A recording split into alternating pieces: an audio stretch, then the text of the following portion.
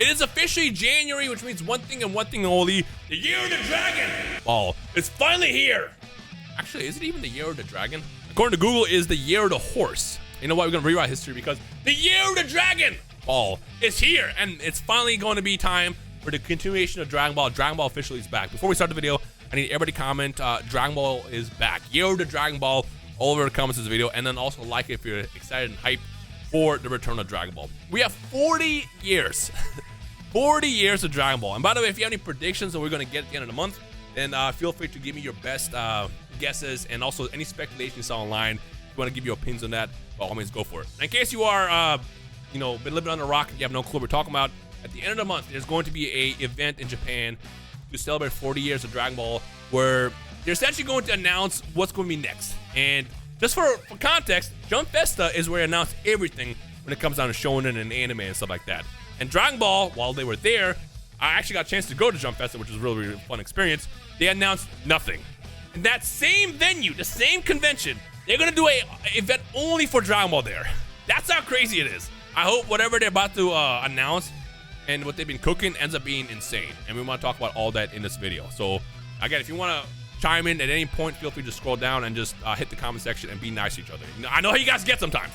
So that's it. Let's talk about a couple things and speculations and rumors, because a lot of people ask me how I feel about XYZ if XYZ ends up being a thing. So first things first, let's talk about this remake rumor. Now, as far as where it came from, I have no clue. I think initially it happened because somebody saw a picture of like an animation scene, I guess, of Goku going Super Saiyan God, where everybody's like surrounding him and holding hands, and that has something to do with it. But also at the same time, I saw people saying that this came out years ago, so I don't know where this remake rumor came from. But let's talk about it. Remake rumor has a possibility of being the best and worst idea of all time. And let me explain why. It's like, how can it be both? All right, it can only be one. The reason why is because if they start over Dragon Ball Super, they return Super via a remake, so like Dragon Ball Super Kai, but they start on episode 1, great, my balls are flat. I'm so deflated right now. Huh? Because the worst thing about that is knowing that you have to wait another couple of years before they get to the next stuff. You know, Moro, Granola, Ultra Ego Vegeta, all that stuff. We don't want to wait anymore, dog. We already waited long enough. It'll be the most annoying thing because we'll have Dragon Ball back, but you just know it's like they dangled the cool thing in front of you and says you can have this so you can have it. It's like, bro, what are we doing? I don't want to wait anymore. Now, best case scenario, like I said, there's two situations that we could see. I would not be surprised, or I guess I should say I would be more hopeful if this ends up being the case, if the remake thing is true, if they drop it all episodes right away and then just continue on with Moral. If that's the case, fine. Fix the stain that was Dragon Ball Super. Because let's be honest, as big of a franchise as Dragon Ball is, one of the most iconic franchises of all time next to Pokemon, the announcement and release of Dragon Ball Super was a big fumble. We still make fun of episode 5 to this day. It's been like 11 years and we still look at episode 5 and go, ugh, what happened? How do we allow this?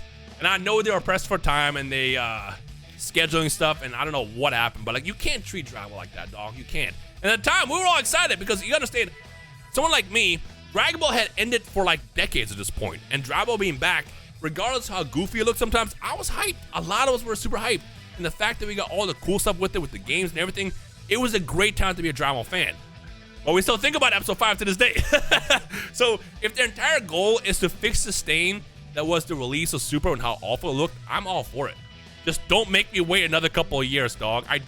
Please don't make me wait another couple of years. This is the equivalent of watching a game show and they announce a super hyped game and you doing the whole YouTuber thing, excited like, oh, coming soon, 2045. That's not soon, dog. That would be the worst thing. So we'll see what happens with that. Again, it could be the best thing and worst thing. Just don't make me wait. Now, I think the thing that people are speculating is the idea with the remake is, number 1, to fix it, to make it look better, and 2, to make it more closer to the manga. I kind of liked how the manga told the same story from Toyotaro's perspective, and sometimes had like different aspects.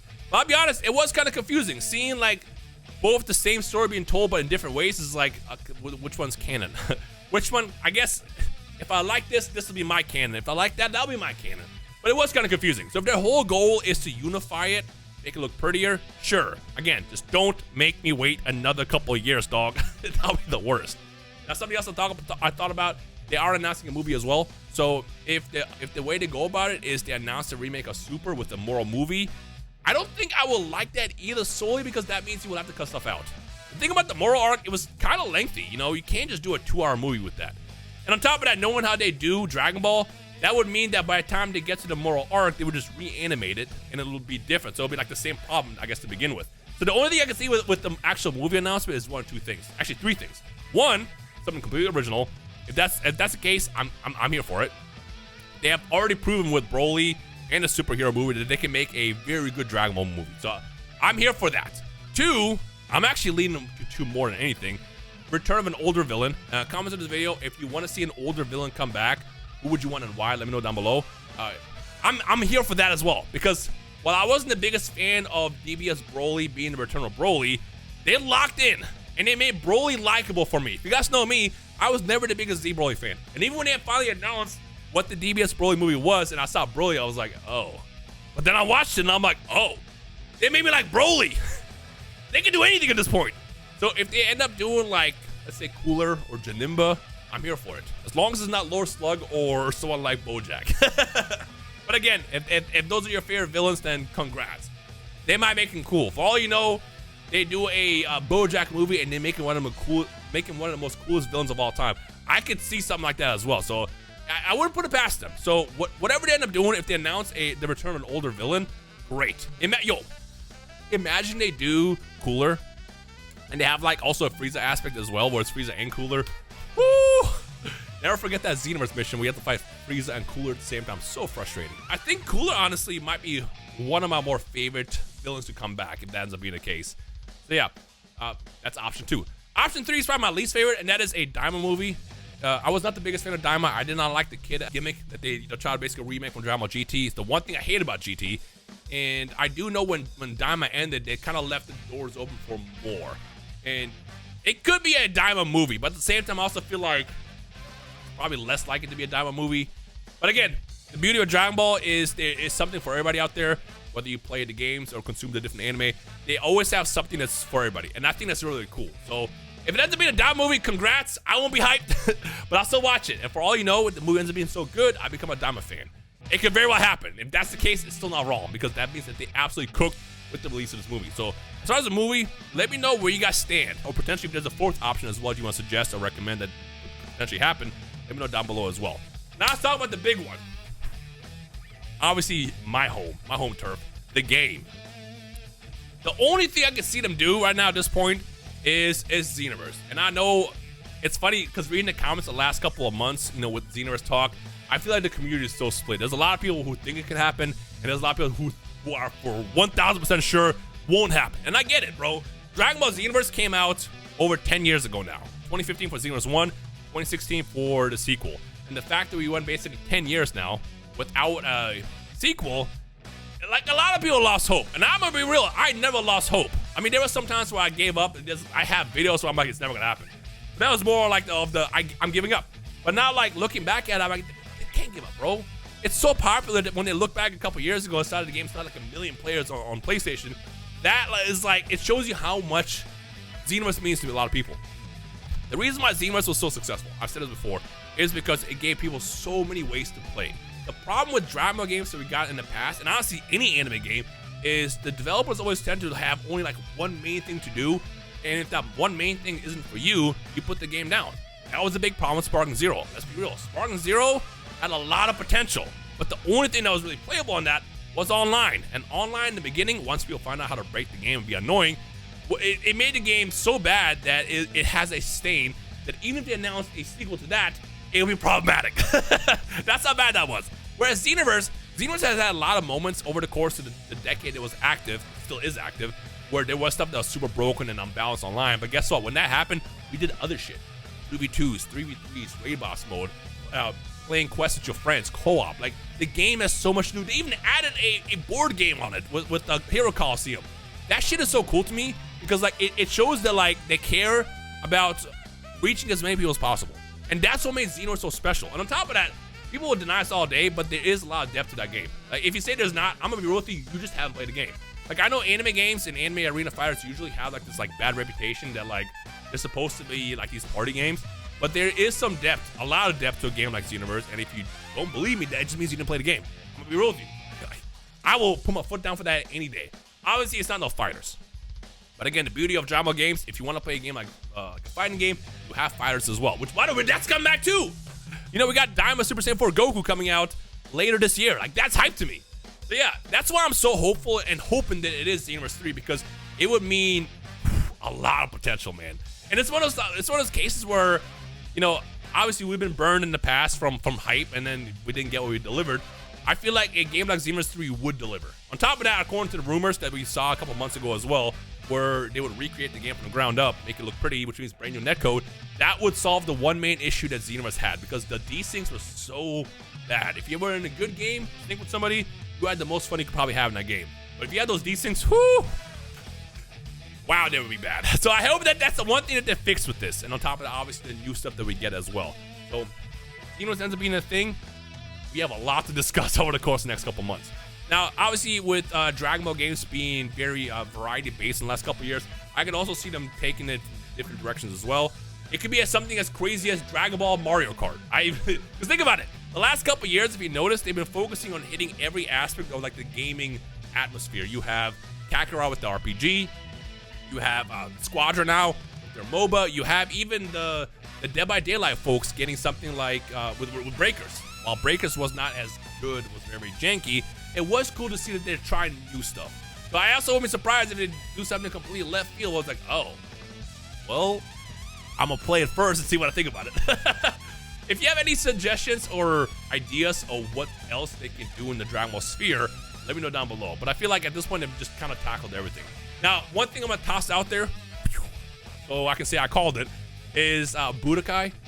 I feel like the return of Budokai would be kind of gas. Unlike Tenkaichi, which has always been kind of like a game that's been all over the place, very much a party game, Budokai, I feel like, could work a lot better in today's atmosphere in gaming than a game like Sparking. Asterisk, because you never know. Because even with Sparking, we didn't know how that game was going to be until people find out how to, you know, fly up and down and abuse the mechanics and be annoying. They could very well do the same thing with Budokai. But Budokai was always more about just, you know, pure hands, like a 2D, 3D environment. So if Budokai ends up coming back, I'm gonna be real. I'm gonna be gassed. I'll be hyped for that as well. Because the thing is like, they absolutely fumbled with Burst Limit. That's the last time we had a Budokai style game, and that was because they literally ran out of time. In case you didn't know, the game was literally released unfinished back in the PS3 and Xbox 360 era. It's crazy. It was a great game. It was just, I don't know what happened. It's like they had deadlines and they were nowhere near close to hitting those deadlines. But I would love to see Burst Limit come back one day, or Budokai one day, in today's atmosphere, and I feel like as opposed to a game like Sparking, it would work a lot better. But other than that, I think that's kind of where we're sitting in the Dragon Ball realm. Imagine doing something completely random, like a Dark Souls game. Can you imagine a Dragon Ball Dark Souls game? Woo! I mean, I ain't gonna lie, it will be kind of gas. It will be kind of gas until you die a billion times and you realize, wow, this is not Elden Ring at all. Actually, you know what? I take it back. I don't have faith in a company like Bandai, despite them actually being the ones who published Elden Ring. I don't have faith in them actually developing a Dragon Ball Dark Souls game, so I hope that's not the case. But again, I hope I'm wrong. But yeah, overall, end of the month is going to be pretty hype. We're going to cover everything. I'll be home. I don't plan on going over there, unless I randomly get an email saying, hey, we got your ticket, in which case I will hop on a plane again. Other than that, I will be at home covering everything that happens, and then, of course, anything that they announce prior to it, which I'm sure they have everything locked up as far as leaks, because the fact that we don't have any solid leaks this close to the event is crazy. But then again, Sparking Zero was also a complete surprise, and so was Fighters at the time. So it just means that they're very, very careful about who they're telling stuff, and then they're keeping everything super internal. That's why it's kind of hard to believe anything you see online, because like I feel like the last couple weeks especially, every other week there's a brand new rumor that was like based off of what? Oh, someone told me. I was like, oh yeah, someone told you, right? But then again, that could also be a strategy. For all you know, they dropped a bunch of fake stuff online, so people are just talking about everything, and we don't know what's real. So yeah, but yeah, overall though, I'm excited. Again, Dragon Ball's back, and you know, even if this ends up being the year of the remake, as long as we get the continuation and see what happens with the moral arc animation-wise and Granola, I'm here for it. On top of that, even if it ends up being just the remake and they start on episode 1, the good news is at least it still means that we can finally get Ultra Ego in the game. All the merch, all the cool stuff with it. It just means that we have to wait a little bit longer for Moro and Granola. But hey, as long as they cook and they make the shit viewable, it'll be gas once we get there. Oh, brother, this guy stinks! And that was not meant to be a gas joke a second time today. All right, that's everything. Again, once we know what's happening, you know, I'll let you know. But other than that, it's time to speculate and talk about everything. So in the comments of this video, I guess let me know everything. And of course, if you're hyped and excited, make sure you leave a like and then let me know everything. Other than that, that's everything. I don't want to keep dragging the video for too long. The game content will continue in a couple days. So for now, I wanted to do something earlier in January prior to us getting closer to the actual event. Because I realized even though I have covered basically the event coming up a couple times the last couple of months, I don't really have like a single video where I talk about everything, including my thoughts on the remakes. That's why I wanted to do like one central thing so we can talk about it as we're closer to the event. Yeah. Let me know your thoughts. Hope you guys are doing great. Happy New Year. And I guess I'll see you guys in the comments of this video.